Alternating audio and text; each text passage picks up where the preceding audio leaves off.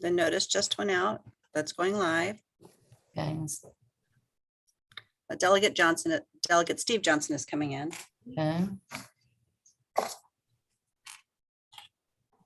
notice just went out. That's going live. Okay. Delegate Steve Johnson is coming in. All right.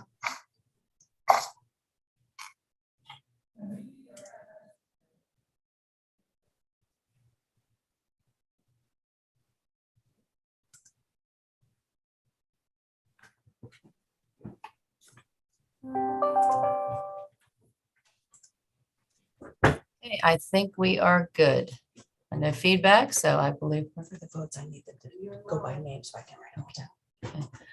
All right. It is 9:01. This is the Harford County Delegation meeting on Thursday at 9:01.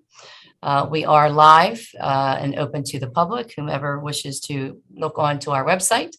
And we have several bills that we will be discussing today. I'll talk about that a little bit later, but I'm going to ask Delegate Griffith, would you do prayer for us? I will. Please bow your heads. Heavenly Father, thank you for the opportunity to serve our constituents, to serve the public, and serve the greater good. Please give us wisdom in our decision-making and our ability to deal with our colleagues so we can continue to work forward for Harford County and for Maryland. In Jesus' name I pray. Amen. Amen. Okay, and can I ask Delegate A. Johnson, would you lead us in the pledge? Absolutely. Everyone, please stand. I pledge allegiance to the flag of the United States of America and to the republic for which it stands, one nation, under God, indivisible, with liberty and justice for all. Thank you. Okay. Again, welcome everyone. We have several guests that are here that will actually make some presentations on our liquor bills from the Harford County Liquor Control Board. We have the commissioners. I know that we have Mike Krebs. We will have Paul Madusky, Fred Merchant, I believe Judy Powell, Bill Colburn, and Amy Finneran. They're here. I believe we're going to have Mike, when we come up to the bills, Mike will present those, and along with the chair, president, Paul Majewski, and then others will be there to answer any questions that the delegation may have on those bills. Okay, old business, we need an approval or an emotion to approve the minutes from last week. So moved. Okay, Second. that was Lauren. If you could say your names, that would help with when we writing down the minutes. So that was Delegate Arkin. McCombs, second. McComas, second. Thank you, delegates. We appreciate that. Okay, we're moving on to new business. First, we're going to. Was there a vote for that? Yes, we made a vote. So Lauren, I'm sorry. Yes, everybody approved the minutes? Okay. Yes. Right. Okay, thank you. Thank you, Cindy. Now we need to move on to our new business, which we're going to do our elections for the Harford County delegation. And first, we're going to have someone nominate the position of vice chair. Do I have a first and a second? Please give your name. Archon, I'd like to nominate Sue McComas to be our vice chair. Okay, do I have a second? Griffith, second. Okay. Steve Johnson. Okay, Delegate Johnson did the second. Okay. Okay. And now does everybody approve of that nomination of Delegate Susan McComas to be our vice chair? Aye. Aye.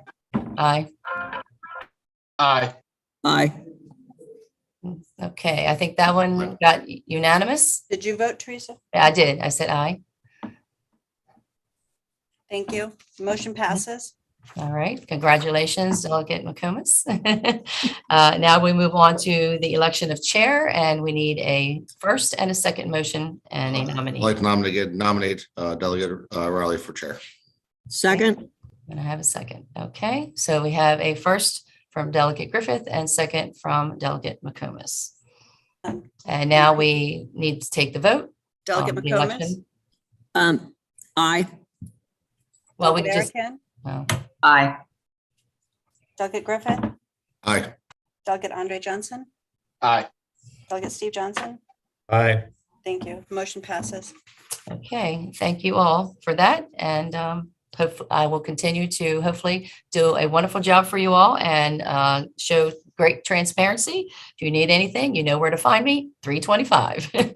And you all have my information, cell phone. So thank you very much. And I appreciate your trust in me to run the delegation along with my vice chair, Delegate McComas. All right, so now we have a long agenda. So agenda guidelines. So we have to go over this a little bit more. Our agenda guidelines, we were able to change it and move it like 2 more hours to give you a little bit more time. So the deadline for the agenda items for those testifying is Monday before the meeting by 2 p.m. Okay. And this includes names of guests with their phone and email, because the delegation secretary has to call them and have to give them a different link for them to be able to testify. And we would like their names on the agendas. So again, if you want to testify or give any information to the delegation to be on for Thursday's meeting, it must be in on Monday at 2 o'clock. You have to send the LR number or the bill number and a copy to the secretary again by 2 o'clock on Monday before the meeting, so that we can put it on the agenda. Agendas and previous minutes will be sent to the delegation members always by Tuesday by 7 p.m. It used to be 5. We changed it to 7.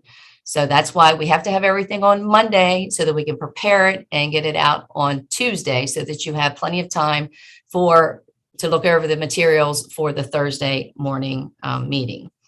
Let's see. We also have the blue backs that we used to use when we used to print all the bills when we used to be in person.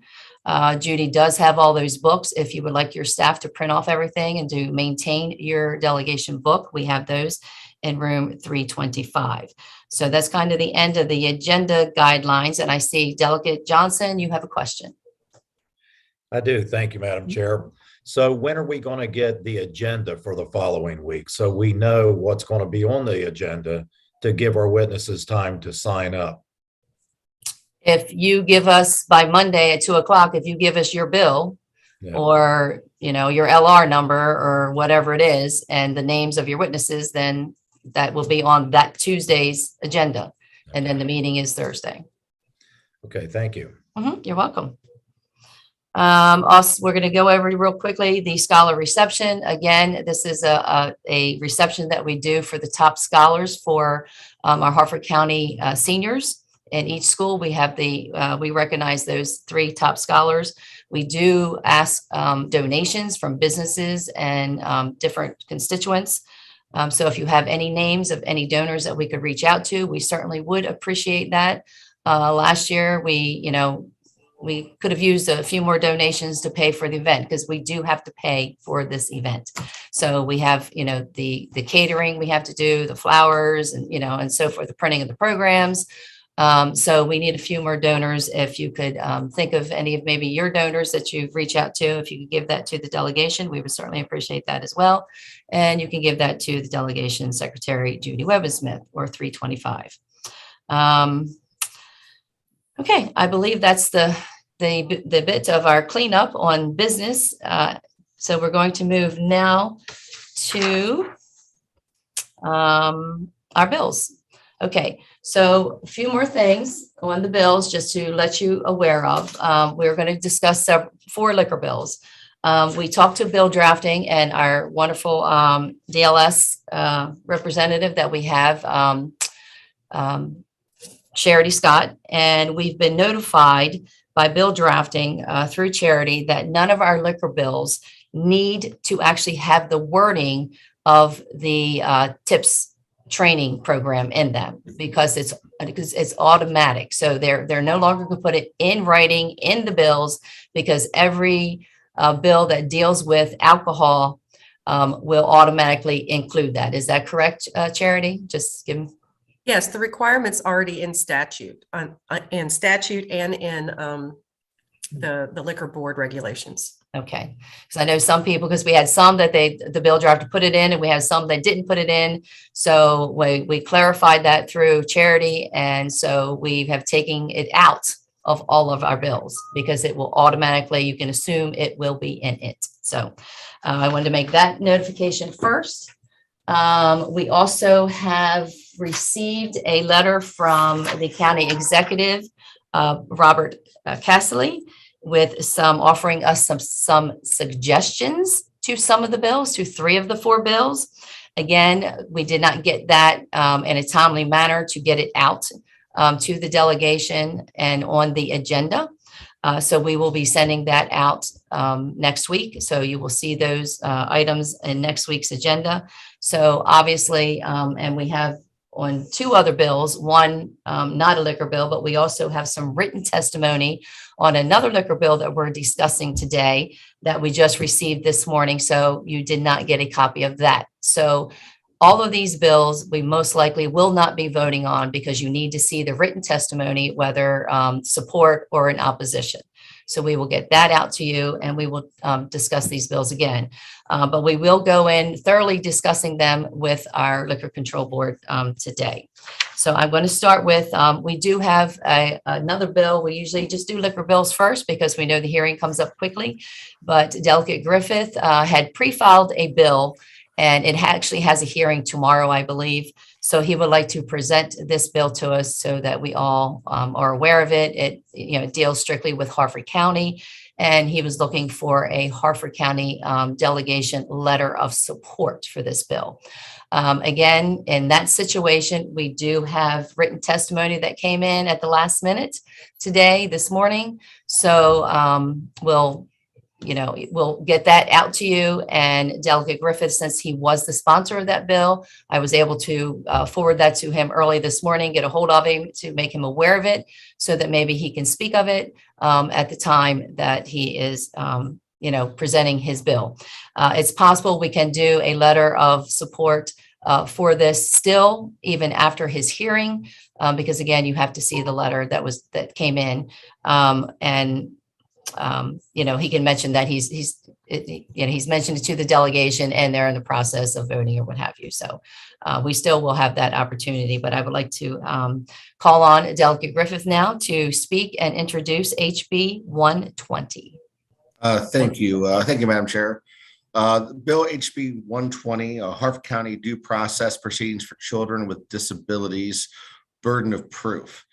So what this bill does right now, if you are a parent with children in public schools and you are trying to pursue, get services for your children in school, out of school, whatever the case may be, right now the burden of proof lays squarely with the parents.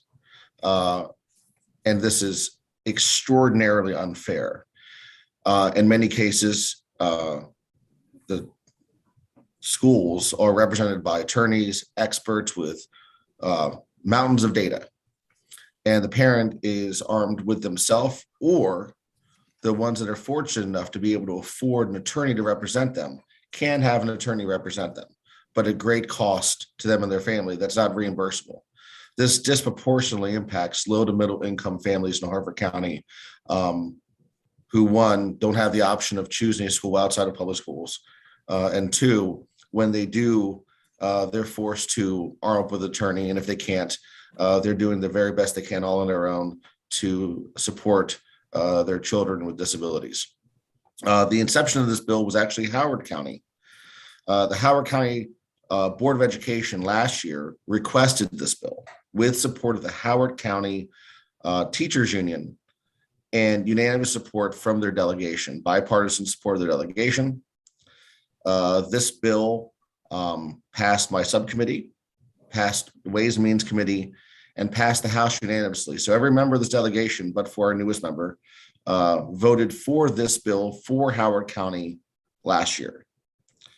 So I felt it's a great opportunity to try to extend the same options to our children and families in Harford County. Sadly, the bill did die in the Senate, but it's believed this bill will go forward in the Senate this year for Howard County.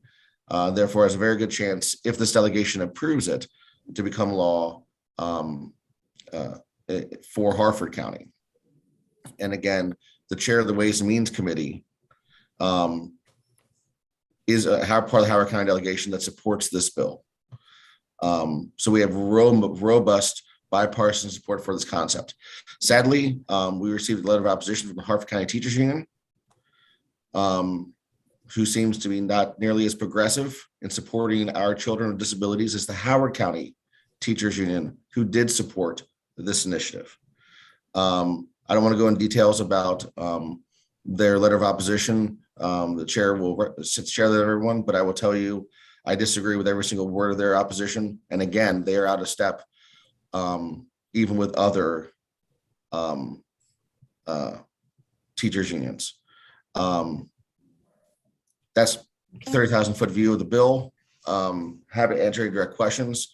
I am asking for a letter of support. However, I would gladly accept making a delegation bill at the will of the delegation, because the most important thing, obviously, is that we support our families and children with disabilities in Harford County. Thank you. Okay, thank you, Delegate Griffith. I do see a question from Delegate Johnson. Thank you, Madam Chair. Delegate Griffith, can you clear up burden of proof, exactly what that means? Proof of what? Sure. So right now, and I don't want to belabor the point of my situation with my children, but I just have some firsthand knowledge. If I believe my child needs certain services or not receiving certain services, it's 100% burden on me and my child to establish that we need services, to go through all the processes to establish the need for services, and to prove that we are not receiving those services. And I'm only armed with myself and my wife and what is self-evident with my child. And if the public schools disagree with their robust attorneys and expertise and mountains of data, I'm hilariously outmatched and overwhelmed in trying to establish that. So what this is, this shifts that to, if I say I need these services for my child or my child needs these services, now the schools are the ones who have to say, well, you don't, and this is precisely why. So it is a huge shift of opportunity for our Harford County families with children with disabilities. Again, and I don't overstate this, especially those who cannot afford an attorney, because when you're a first-time parent with a 4 or 5-year-old, 3-year-old, you just realize that they may be on the spectrum or have other disabilities, you are overwhelmed on every front. And in some cases, you're not even fully equipped to advocate for your own child yet. And in some cases, the public schools are trying to not provide you services for whatever reason, mostly because you've not done a good enough job of proving your case, which is unfortunate. So by shifting that burden of proof, now it's up to the schools to explain to you exactly that your child does not need it. And it's going to be a huge victory for every family in Harford County with a child with disabilities at every level. Madam Chair, just a follow up to that. So you're saying that would then be the schools, the burden of the schools to, and this goes a little deeper than just proving that you need services, that down the road, if they decide, okay, they do need services, then it would be the burden of proof would be on the school to determine if they were getting those IEP services, and if they would go, if they were not, if they would be able to go to a different school. So wouldn't that kind of be like the fox guarding the hen house? What do you mean? I'm sorry, I apologize. Because since you're putting all the burden of proof on the schools, then down the road, it would also be the burden of proof on the schools if the parents said, well, they're not getting proper IEP services. So now you've turned that authority over to the school to say, well, yes, it is. So Absolutely. Yes, they are. Or if you say, well, I want my child, because they're not getting IEP services, to go to a different school, now that decision, since the burden of proof is all on the schools, wouldn't that be totally in the hands of the school? And then wouldn't that just be like the fox guarding the hen house? They would have to say, we are not doing our job. No, they would have to claim they are doing their job in order to prevent me from moving my child to a different school. That's obviously not Correct. the ultimate Decision. goal. We're not trying to shift a bunch of kids out of public schools into. Well, I mean, wouldn't that other be their schools. decision though? Well, the schools would have to be able to prove that the students are progressing and receiving the appropriate supports versus the parent, the single parent at home working a job, scraping by, also trying to establish the case that their child's not progressing, in the face of attorneys and experts. Okay. Right. Well, I just This want to make shifts that sure. burden to the Yeah. schools. I Okay, just- well, and then- maybe both of you can, Thank yeah, Yep. can take that off record because we do have two more questions. So I believe Delegate Thank you, McComas and then Delegate Arikan.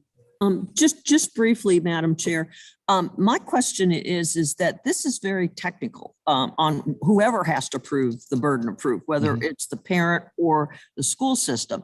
And I know that they have an ombudsman now, but I also realize that it would be nice to know eventually and how much, if you have to hire a private expert attorney in this, because I know there are experts that this is all they deal with, how much they charge. And I don't know if it's done on a sliding scale or if you can get, if you income. It's hourly. It's an hourly charge. So if there's a particular attorney in Harford County that does this and does a very, very good job with it. But theoretically, I mean, think about what an attorney costs these days, say it's $250 an hour. You're being charged $250 an hour just to make sure your child is receiving the services that they're entitled to under the state. And that's not fair. Well, just something to think about. Is it possible that we could find out how many other states have shifted the burden, just so we know? Because I think the letter that we got was not from our local Harford County HCEA, but from the state, the Maryland. It was HCEA. Yes, But it was. I can tell you that it was Harford County Education Association. Okay.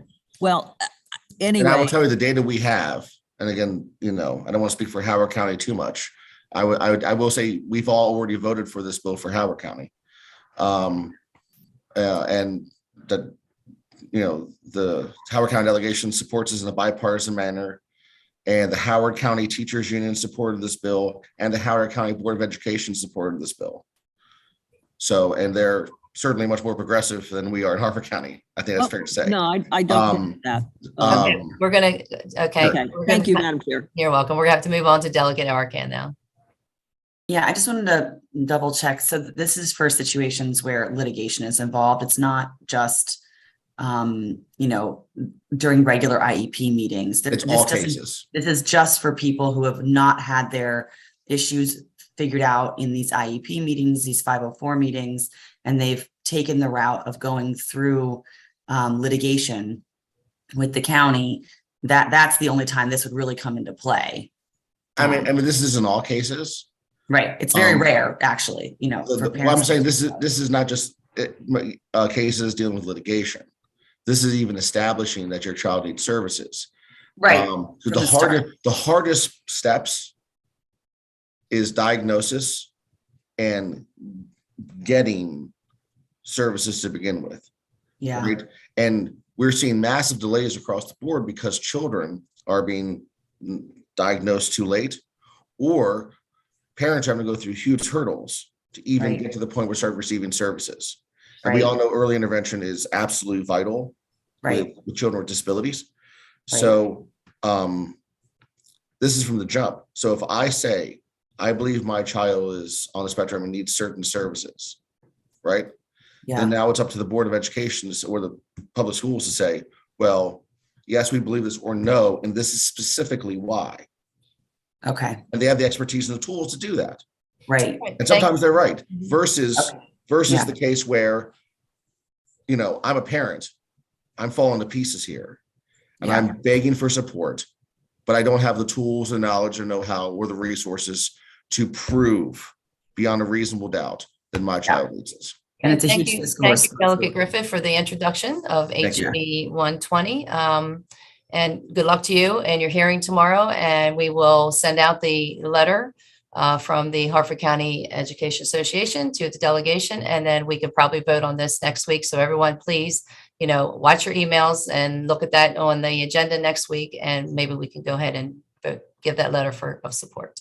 Oh, one last thing, Madam Chair, the hearing's on Tuesday, not tomorrow. Tuesday, Sorry, okay. I'm Oh, sorry. next Tuesday, okay. Yes, ma'am. Okay. All right. Thank you very much. Appreciate that.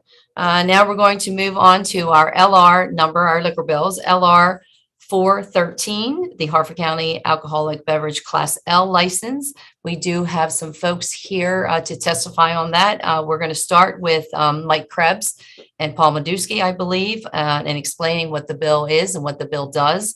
Then we have a follow-up testimony from Harry O'Neill and possibly Phil Rudy on that. And I believe that's it. As we go on, if someone else, is here, please let me know. And then we'll take questions and answers from the delegation members. So we have Mike, are you there? We're here. Okay. Oh, there they are. Oh, they got all of you, and got the whole gang. All right, welcome and thank you. If you could go ahead and introduce the LR 413 for us. Certainly. Good morning, esteemed members of the delegation. This LR 0413 is a bill titled Harford County Alcoholic Beverage Class L license. As many of you are aware, we had previous meetings in December to go over what the proposals were. This was not one of our original proposals. This was brought before the board and to the meeting by a licensed establishment in Harford County. And for clarification, Delegate Riley, do you want me to read the entire bill? Because I know that it's probably monotonous. No, we do not. Just go ahead and give us a synopsis, a quick, Okay, the bill, what it does.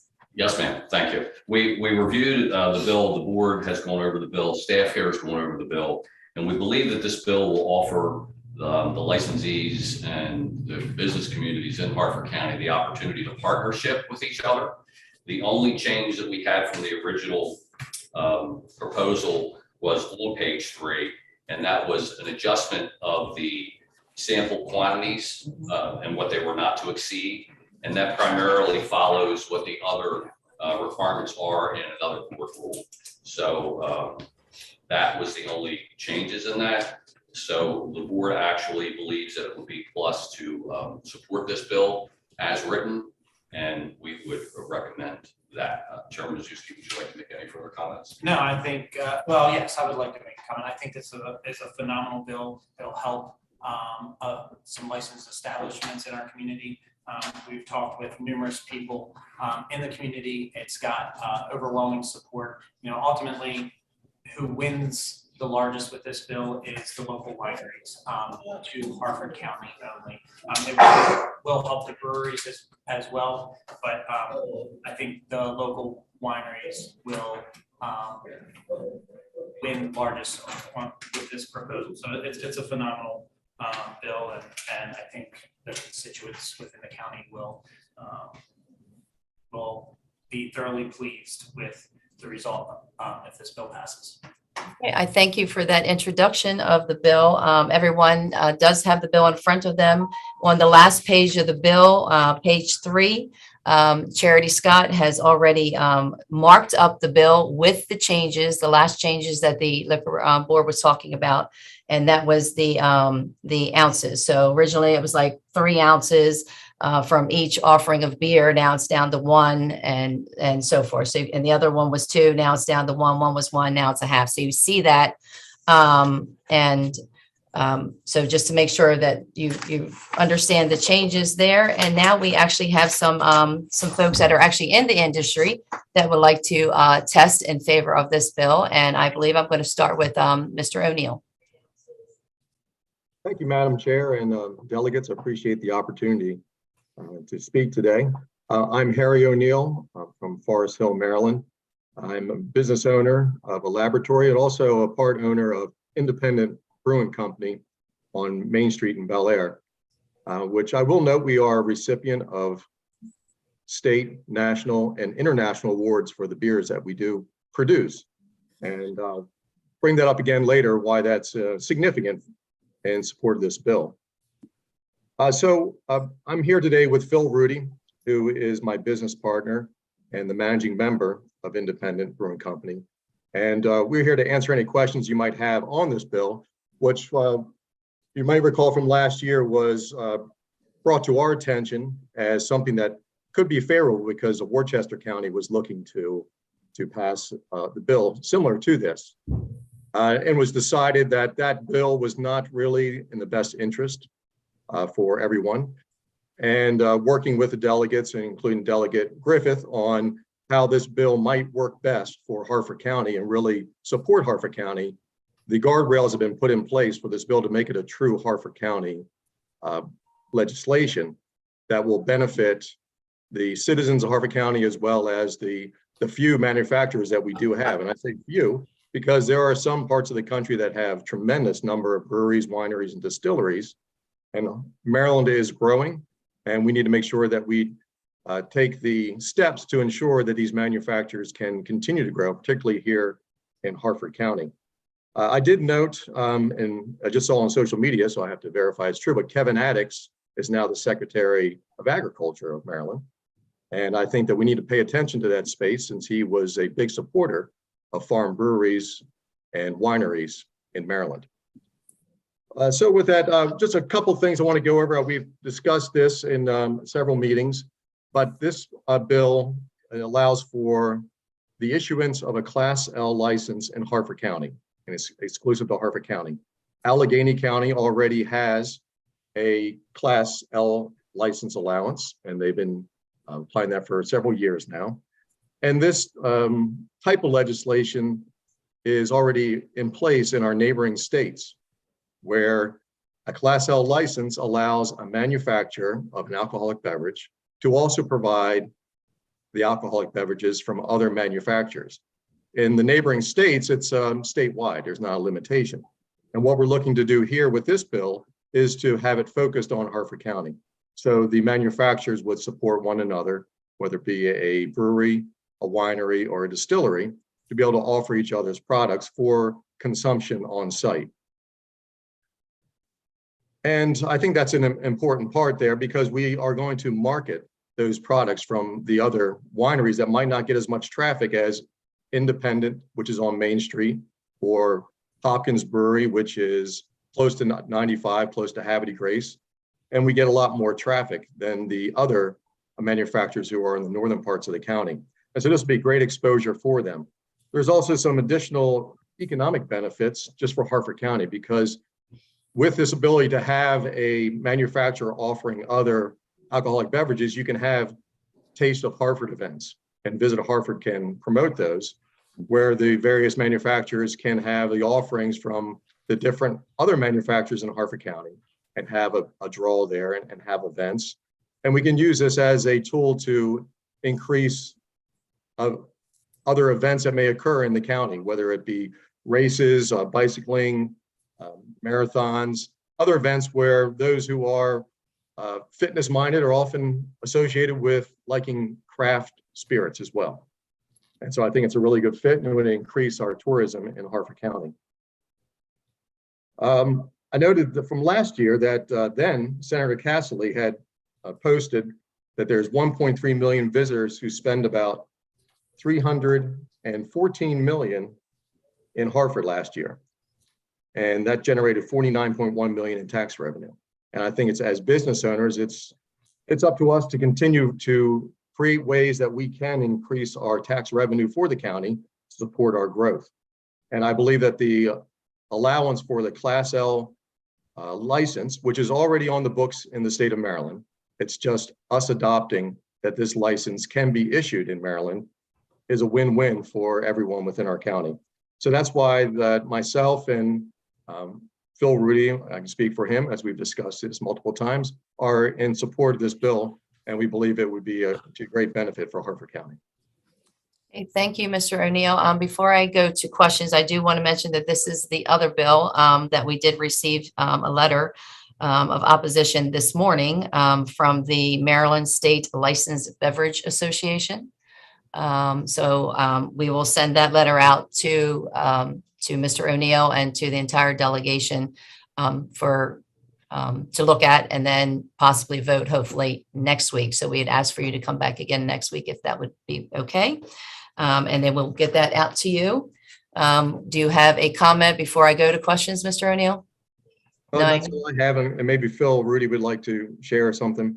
Okay. Mr. Rudy? Thank you, Madam Chair, delegation. I really don't have much to add. Mr. O'Neill covered it pretty thoroughly.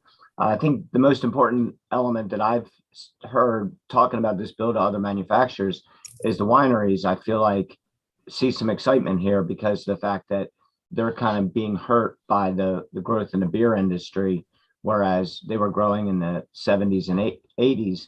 Now there's kind of a transformation of the industry. So the support of the wineries I thought was really interesting on how it can help them offer other products.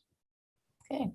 Thank you very much, Mr. Rudy. Now we'll move to questions, and I see Delegate McComas.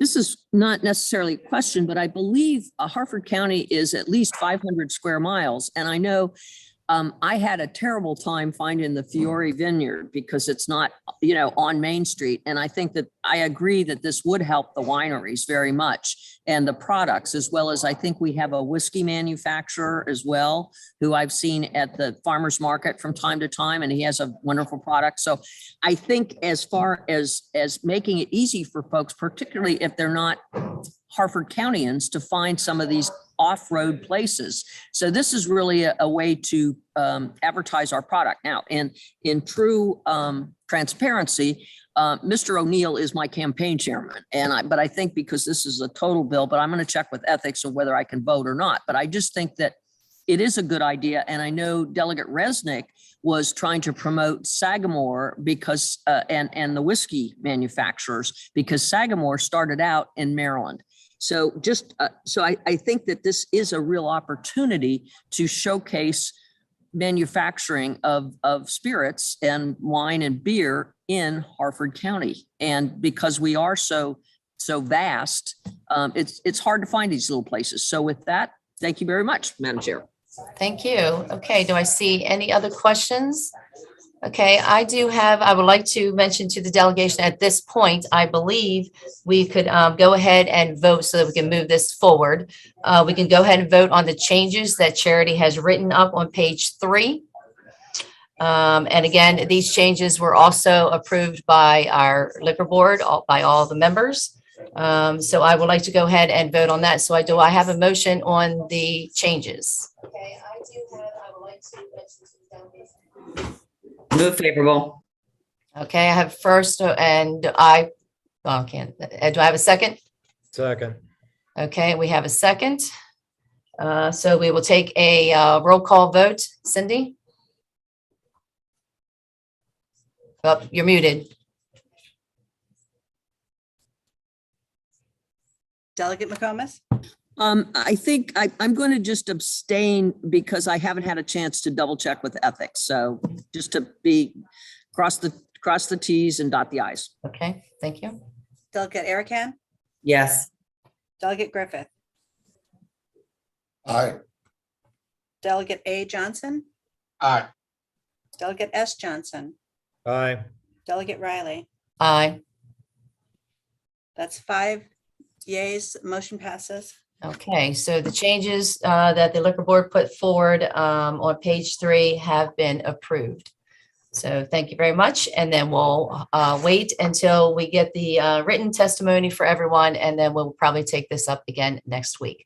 So thank you, Mr. O'Neill, Mr. Rudy, and also the liquor board members. Thank you, Madam Chair. You're welcome. So now we're going to move on to the LR 572. Harford County Liquor, Beverage, Arts, and Entertainment licenses. Okay, and we have some folks in the audience to speak on that as well. But first, we will start with Mike and Paul. Morning again. This is a bill entitled Harford County Alcoholic Beverages, Arts, and Entertainment License. As we looked at it from our previous meetings, we found that it was requested and supported by the arts and entertainment license. And this is for certain arts and entertainment activities at retail for on-premise consumption. So we looked it over and we felt that that was a good way to start. We believe that the arts and entertainment license itself will offer businesses the opportunity that are currently engaged in illegal activity. They do not have a liquor license, and I hate to use the word illegal, but they're currently providing alcoholic beverages without a liquor license, which is a violation of the law. So I looked at the letter from County Executive Casserly, and under art and entertainment, which is number 3 on his letter, he lists that the legislation is too broad and opens too much competition with other licenses. Well, we don't believe it's going to open up too much competition. The creation of a license class will not create new competition, but instead will put all businesses on the level playing field. The bill is purposely broad to encompass different types of businesses under a single class of license, thus avoiding the prospect of creating different licenses for every type of activity or business in Harford County. A couple examples of that are there's axe throwing has started to become a nice venue throughout the state. There are several throughout the state. We currently have 2 axe throwing venues in Harford County. Local painting shops. They go out and they offer businesses the opportunity to come in and have art classes where they actually teach them how to paint. And a lot of these locations are offering alcoholic beverages during that event. And that is, again, they're not a licensed establishment. Candle making, pottery, those types of venues have grown tremendously over the past several years and are located at various locations throughout the county. One would only need to check on Facebook pages of specific establishments located in the county to see where they are advertising. Come in and have an art class and have wine with us. Again, they cannot distribute legally because that is a violation of law. So we believe that this would give the business members that want to be in compliance with the law to do that. You may have individual businesses owners who decide they're not going to apply and they're still going to violate the law. But that's where the inspections come in, and we believe that that particular type of violation of the law is a low priority for law enforcement, that they're not going to enforce or go out and do an investigation without having a complaint. However, having the establishments operate, and most business owners do want to operate legally. They don't want to have to worry about somebody knocking on their door and saying, hey, we've got this complaint. They want to operate in a legal status. So we believe that those that want to operate in legal status would in fact do that. So we believe that it would be a plus. We also believe that being a licensed liquor business or establishment would give us the opportunity to inspect those locations and make sure they're in compliance. That they're not over serving, they're making sure that they're tips trained and alcohol awareness trained so that they are in compliance and can comply with the law. And again, we believe that most business owners want to be responsible and want to support the community, and they want to do it in the right fashion. There's just no venue for them to do that right now. So we would ask that the delegation consider supporting this based on the discussion and that I just gave you. In addition to that, it's being too broad. The board itself has great latitude. However, they're also have the ability to approve or deny an application. A licensee would have to would submit the application and then come before the board to describe the type of business that they're in and how they're going to operate and how they're going to comply with the regulations and how they're going to make sure that their staff is trained properly. So those things are a plus. Right now, it's willy-nilly. Nobody's regulating them.